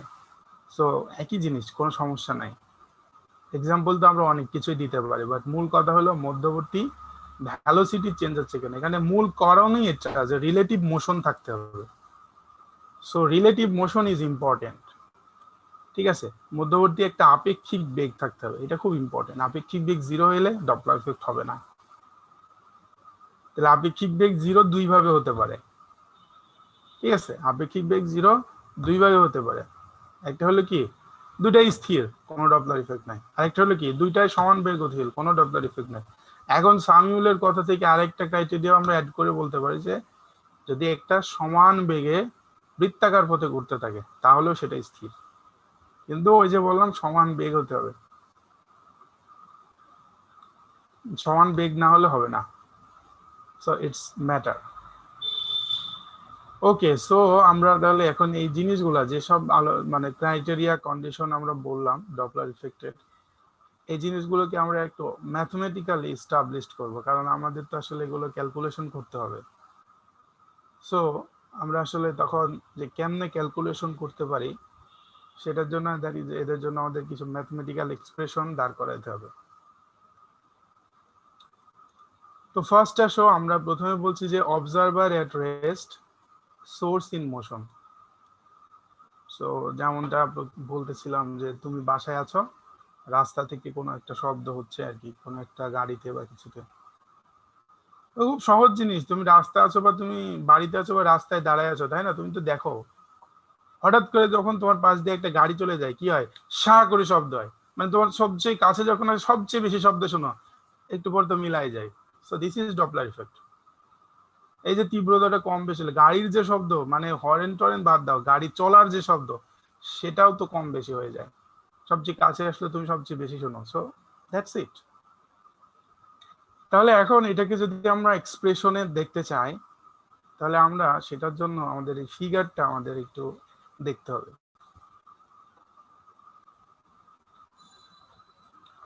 সো লেট আস কনসিডার যে এটা হচ্ছে সোর্স এবং এটা হচ্ছে অবজারভার। অবশ্যই এটা আমরা ক্রাইটেরিয়া, সাব ক্রাইটেরিয়া যেটা, সেটা বলছি যে when the source moves towards the observer, stationary observer, মানে সে গতিশীল, সোর্সটা গতিশীল এবং তার গতির দিক হচ্ছে অবজারভারের দিকে, অবজারভার যেদিকে আছে সেদিকে, ঠিক আছে? তো এই ক্ষেত্রে কি হবে, মানে ডপলার, তো ন্যাচারালি আমরা বুঝতে পারতেছি যে যেহেতু কাছে আসবে তাহলে তীব্রতা বাড়তে থাকবে। তাহলে এটাকে যদি আমরা একটু তোমার অ্যানালাইটিক্যালি বলতে চাই, তাহলে আমরা মনে করলাম যে ইনিশিয়ালি সে এই ডিস্টেন্সে অবস্থিত ছিল, কিছু সময় পরে সে এখানে আসলো, তাহলে শব্দের যে উৎস তার ফ্রিকোয়েন্সি তো আর চেঞ্জ হচ্ছে না, তার গতিবেগ চেঞ্জ হচ্ছে, মানে গতি, শব্দের কি যেন বলে এটাকে, শব্দের উৎসের গতি হচ্ছে, কিন্তু মানে ক্যারিয়ারের গতি কম বেশি হচ্ছে, কিন্তু শব্দটা তো যেভাবে আছে সেভাবেই আছে আর কি। মানে এক হচ্ছে মাইকের ভোল্টেজ কমানো বাড়ানো, সেটা হলে কি ফ্রিকোয়েন্সি বাড়ে কমে, আর আরেক হলো যে গাড়িতে করে মাইক নিয়ে যাচ্ছ আসতেছো, তাহলে এই গাড়িতে করে মাইক নিয়ে যাওয়া আসার সাথে তো আর ফ্রিকোয়েন্সি কম বেশির কোনো ব্যাপার নাই, সে ফ্রিকোয়েন্সি যেমন ছিল তেমনই থাকবে। তার মানে আমি বলতে চাচ্ছি যে আগে যদি আমরা মনে করো ফর এক্সাম্পল 3টা কমপ্লিট ফ্রিকোয়েন্সি দেখাই থাকে, কমপ্লিট ওয়েভ দেখাই থাকে, তাহলে এখনো 3টা কমপ্লিট ওয়েভ থাকবে, চেঞ্জ হবে না। কিন্তু একটা ব্যাপার আছে যে যেহেতু আগে ডিস্টেন্সটা বেশি ছিল, তাহলে ওয়েভলেন্থ বেশি ছিল, কারণ এই নির্দিষ্ট দূরত্ব অতিক্রম করেই তো অবজারভারের কাছে পৌঁছাতে হচ্ছে। তাহলে এখন যেহেতু ডিস্টেন্স কম, তাহলে ওয়েভলেন্থ কম। তাহলে এটাকে যদি আমরা ইনিশিয়াল ওয়েভলেন্থ ল্যামডা এবং এটাকে যদি আমরা ফাইনাল ওয়েভলেন্থ ল্যামডা প্রাইম বলি, তাহলে obviously lambda prime is less than lambda, আমরা ছবি থেকে সেটা দেখতে পাচ্ছি। সো ল্যামডা প্রাইমটা হবে ল্যামডার চাইতে ছোট। তাহলে আমরা ফর্মুলা জানি V is equal to N lambda বা এফ ল্যামডা, আমরা যাই বলি এম ল্যামডাই বলি আপাতত, ছোটবেলায় এফ ল্যামডা বলতাম।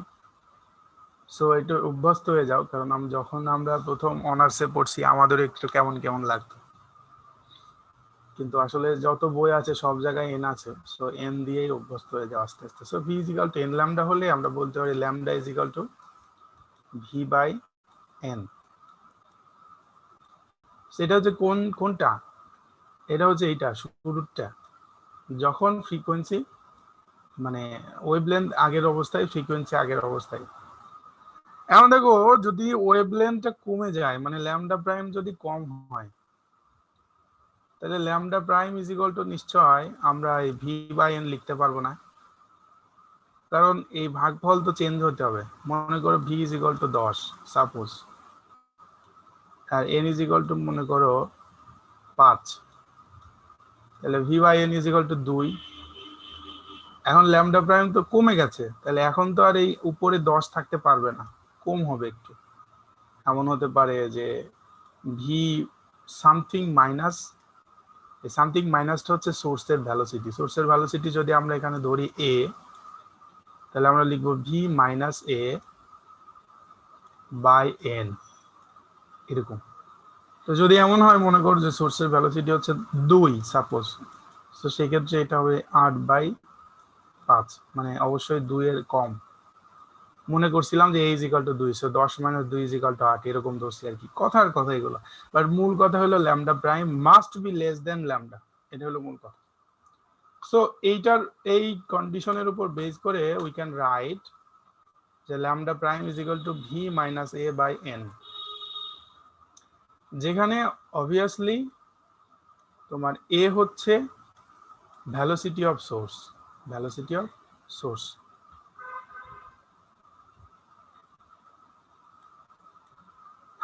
তো এটাই হলো আমাদের ল্যামডা প্রাইম নিয়ে কথা। এখন এই ল্যামডা প্রাইম দিয়ে আমরা ল্যামডা প্রাইম তো বের করতে বসি না এখানে, আমরা বের করতে বসছি যে তীব্রতা বাড়ে না কমে, মানে ফ্রিকোয়েন্সি বাড়ে না কমে। সো আগের যে ফ্রিকোয়েন্সি, সেই ফ্রিকোয়েন্সির সাথে এই নতুন যে ফ্রিকোয়েন্সি, সেই ফ্রিকোয়েন্সিটা আসলে বাড়লো না কমলো, সেটাই হলো কথা। তাহলে এই ল্যামডা প্রাইম যদি আগের ইকুয়েশনে আমরা রিপ্রেজেন্ট করি, মানে নতুন ফ্রিকোয়েন্সি যদি আমি n প্রাইম বলি, সো আমরা লিখছি n প্রাইম = v/λ প্রাইম। তাহলে ল্যামডা প্রাইমের মান আমরা এই যে v - a/n যদি বসাই, সো v - a/n, তাহলে আমাদের ইকুয়েশন আসলে এটা। So v/v - a * n। So it means যে অবশ্যই আমাদের ফ্রিকোয়েন্সি বাড়ছে, তাই না? তোমরা যদি, আমি যদিও এটা বুঝাইছিলাম যে একের চাইতে বেশি যদি কোনো মান দিয়ে গুণ করলে আরেকটা মান বেড়ে যায়, এই সেই এগুলো আমরা বলছিলাম ওই যে Newton's law of acceleration due to gravity ওখানে। তারপরেও যদি মনে না থাকে আমরা বলছি যে এক্সাম্পল দিলাম যে v = মনে করো আমরা বলছিলাম হচ্ছে, মানে মনে করো কত বললাম, 3 দিয়ে ভাগ যাবে এরকম বলি। মনে করো v = আমরা বললাম হচ্ছে 12, a = মনে করো বললাম 3, সো 12 - 3 = 9, আর ইনিশিয়ালি n ছিল 3, তাহলে এখন কত হলো, এই যে এখন হয়ে গেল 4, তাহলে রেজাল্ট হচ্ছে 4। সো অবভিয়াসলি 3 এর চাইতে 4 বড়, তার মানে n prime must be greater than n। So যত কাছে আসতে থাকবে তত ফ্রিকোয়েন্সি বাড়তে থাকবে, তীব্রতা বাড়তে থাকবে। এখন যদি এমন হয় যে এই v = a হয়ে যায়, মানে সরি a = v হয়ে যায়, মানে এটা আস্তে আস্তে একদম সোর্স যেখানে আছে না তার পর্যন্ত চলে আসছে, তাহলে কি হবে? ঠিক এক্স্যাক্টলি আগ মুহূর্ত পর্যন্ত যদি v এবং এর মধ্যে একটু পার্থক্য থাকে তখনও ডপলার ইফেক্ট হতেই থাকবে, কিন্তু যদি সমান হয়ে যায় তাহলে তখন আর ডপলার ইফেক্ট হবে না, তখন আমরা এটাকে ইনফিনিটি পাবো হিসাবে, কিন্তু আমাদের হিসাবে তখন আর কন্ডিশনের মধ্যেই আসবে না। মানে কন্ডিশন কি ছিল, যে তাদের মধ্যে রিলেটিভ মোশন হতে হবে। সো এক জায়গায় থাকা মানে there is no relative motion, so সেক্ষেত্রে ডপলার ইফেক্ট হবে না। ইমিডিয়েট পরে যদি একটু পরে আবার চলে যায় তখন আবার ডপলার ইফেক্ট হবে, আর সেটা তখন কি হবে, যে source moves away from the observer, তখন দূরে চলে যাচ্ছে অবজারভার থেকে, তাহলে এটা হচ্ছে আমাদের condition 2। when the source moves away from the observer, মনে করো যে এদিকে সোর্স অবজারভার, সোর্স প্রথমে এখানে ছিল এখন আরো দূরে চলে যাচ্ছে, তাহলে ন্যাচারালি এখন আগের চাইতে ওয়েভলেন্থ বাড়তেছে, এখানে আগে কমতেছিল এখন বাড়তেছে। তো বাড়তেছে মানে কি, আগে যদি v - a হয় এখন v + a, সো আমাদের এক্সপ্রেশনটা হবে এরকম যে v/v + a * n। তাহলে এখন দেখো যে এক্সাম্পল দিলাম সেটা দিয়ে যদি বলে, এটা v = ছিলাম 12, v + a মানে 12 + 3 মানে 15 ইনটু 3, তাহলে এখন কি হয়, 3 × 5 = 15, সো 12 কে যদি 15 দিয়ে দিই, 5 × 2 = 10, আর 2/5 মিনস হচ্ছে কত, 0.4, সো 2.4, তাহলে এটা কমে গেল 2.4, মানে হচ্ছে কি n প্রাইম তখন লেস দেন n, কমে গেছে। সো এই ক্ষেত্রে আমাদের কি হচ্ছে, তীব্রতা কমে যাচ্ছে যদি দূরে চলে যায়। So this is the mathematical expression for first two case, যখন সোর্স গতিশীল এবং অবজারভার স্থির। এতে কোনো প্রশ্ন থাকলে হাত তুলো, আমি কথা বলতে দিচ্ছি। মানে পার্টিকুলারলি এইটাতে।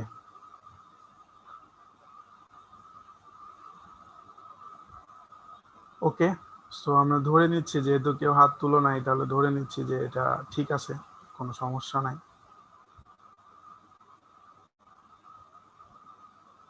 এরপরে আসো সেকেন্ড কন্ডিশন।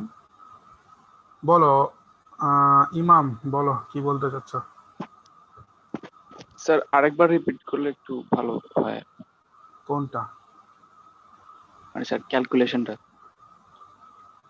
দুইটারই না একটা, যে কোনো একটা? না স্যার দুটোরই। ক্যালকুলেশন মানে কি, যে এন প্রাইম সমান এটা কেমনে আসলে এরকম, নাকি এই এক্সাম্পল গুলা, কোনটা একটু ক্লিয়ার করো ইমাম। হ্যাঁ, মানে স্যার লাস্টে একটা কমেন্ট করছিলেন না, মানে ডিসকাশনের ওই কমেন্টটা আসলে ক্যালকুলেশনে বেস করেই তো বলছেন না, তাই না? হ্যাঁ, এই কমেন্টটা জানতে চাচ্ছি আর কি স্যার। মানে কেন বাড়তেছে কেন কমতেছে। আচ্ছা, ওকে, আই মেড মাইসেলফ ক্লিয়ার, যদিও তারপরে আবারও বলি।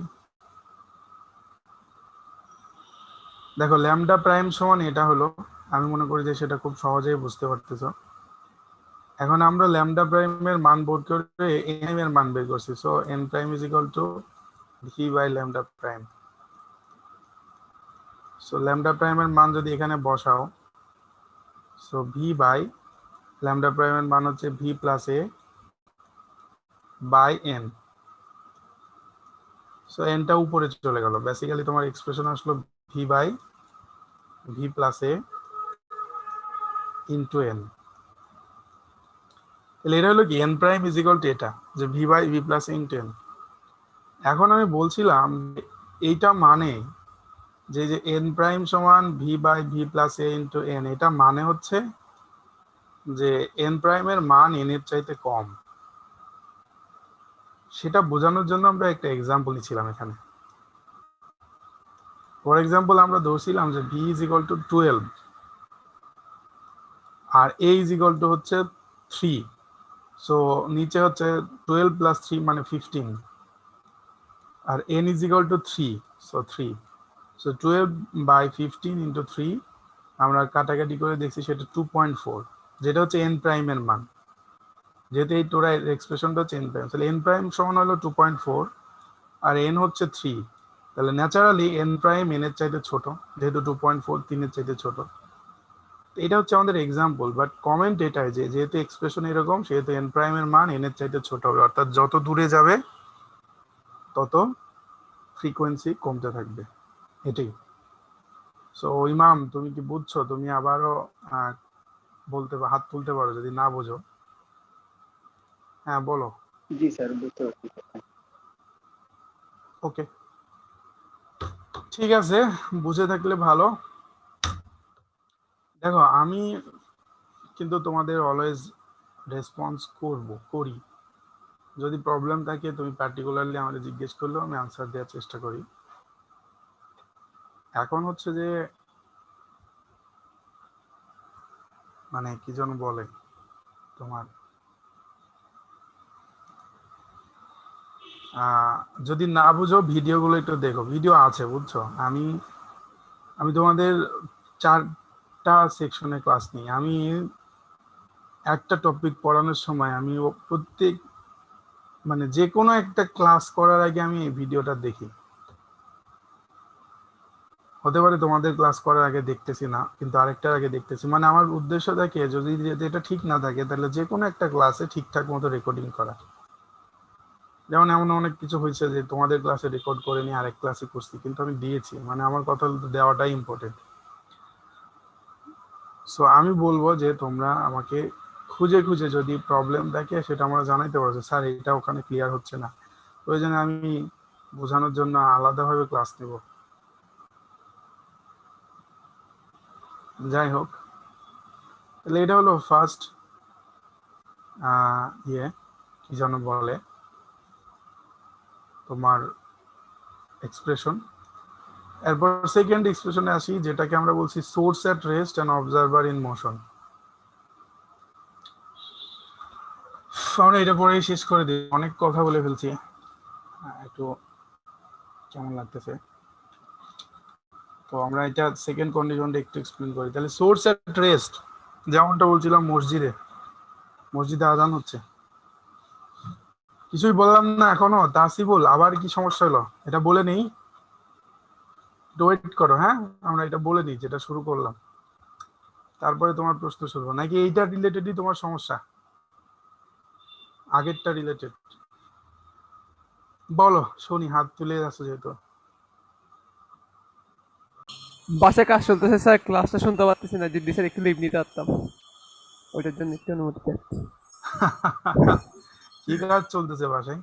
স্যার আমার কনস্ট্রাকশনের কাজ চলতেছে, তো এখন পাশে একবার দেওয়ালের পাশে কাজ চলতেছে স্যার, ক্লাসটা শুনতে পারতেছি না, পিসি থেকে করতেছি যে।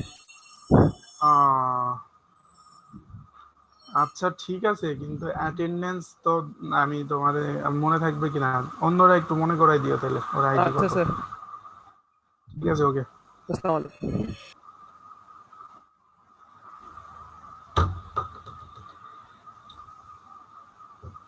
সো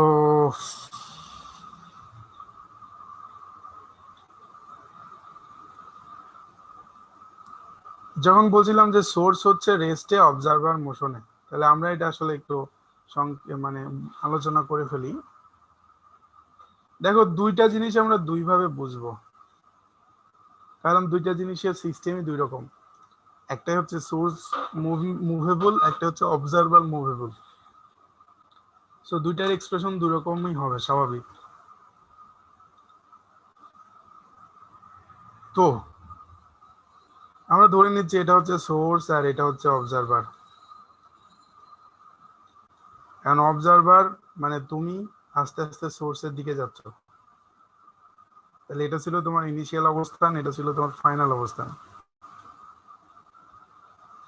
তাহলে আগে আমাদের যে ফিগার, সেই ফিগার থেকে আমরা বললাম যে তোমার কি জন্য বলে ওই ল্যামডার পরিবর্তনটা, কিন্তু এখন আমরা ল্যামডার পরিবর্তনটা বলবো না, কারণ এটা সেম ভাবেই সোর্স তো চেঞ্জ হচ্ছে না, গতিশীল হচ্ছে না সোর্স হিসাবে, তো যেমন শব্দ এভাবে আছে, কিন্তু আমি আগায় যাওয়ার কারণে আমি কি ফিল করতেছি, ফ্রিকোয়েন্সি যে আমি বেশি ফিল করতেছি সেটা আমি বলছি। তো সেটাকে একটু এক্সপ্লেন করি, যে আমি আগায় যাওয়ার কারণে বেশি শব্দ মানে বেশি ফ্রিকোয়েন্সি কেন ফিল করতেছি। So for simple explanation, let us consider যে এই ডিস্টেন্সটা হচ্ছে 3 মিটার, মনে করো 1 2 3 মিটার মনে করো,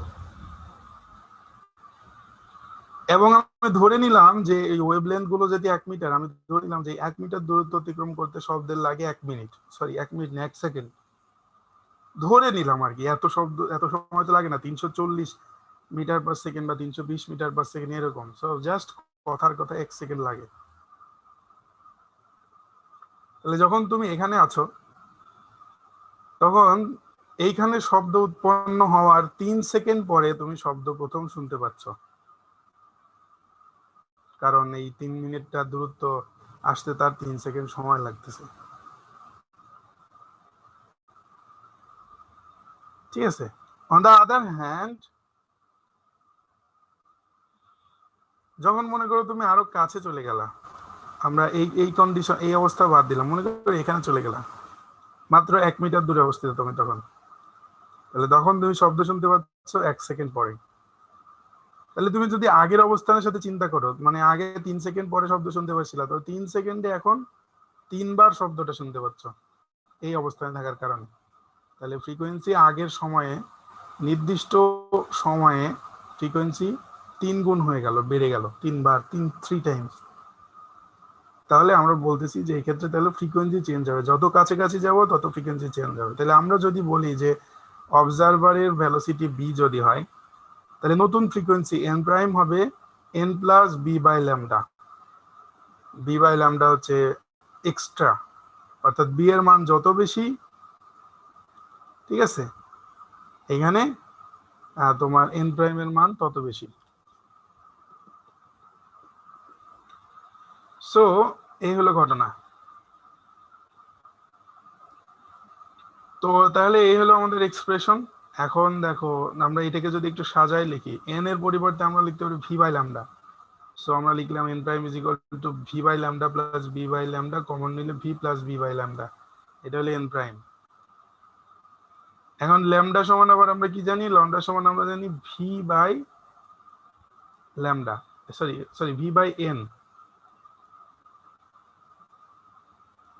ল্যামডা সমান আমরা জানি ভি বাই এন, তাহলে আমরা এন যদি বসাই, so we will get V plus B by V into N, এটা। তাহলে কি হবে, ইভেনচুয়ালি ফ্রিকোয়েন্সি বাড়বে। কারণ কি, যে ভি প্লাস বি আমরা আগের মতোই যদি আবারও ধরি যে V is equal to 12, B is equal to 3 by 12 into 3, তাহলে কত হলো, আবার আগের মতো ওই যে 15 বাই 12, সো 4, সো 4 4 16, পুরোপুরি 4 হচ্ছে না, তবে 3.75 হচ্ছে, তো বাড়তেছে।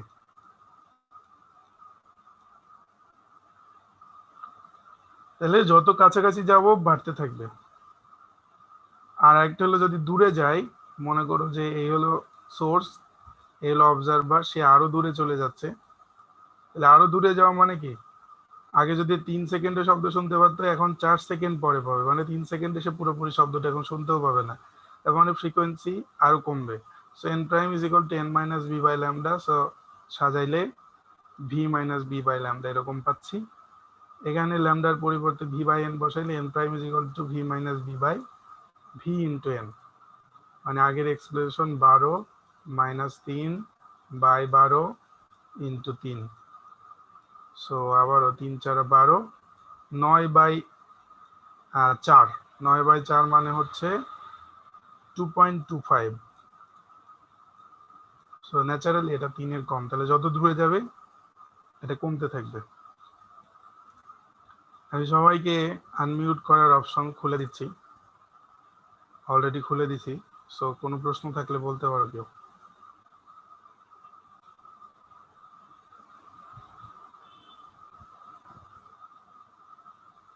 প্রশ্ন না থাকলে এগুলো আবার পড়বা, পড়ে যদি আবার কিছু জানার ইচ্ছা থাকে জিজ্ঞেস করবা। আজকে আমি এখানে শেষ করে দিচ্ছি। আর প্রথমে যেসব কথা বলছি ওগুলো একটু জাস্ট নিজেরা যার যেভাবে নেওয়ার নেওয়া, এটা আলোচনা শেষ। হ্যাঁ, কারণ আসলে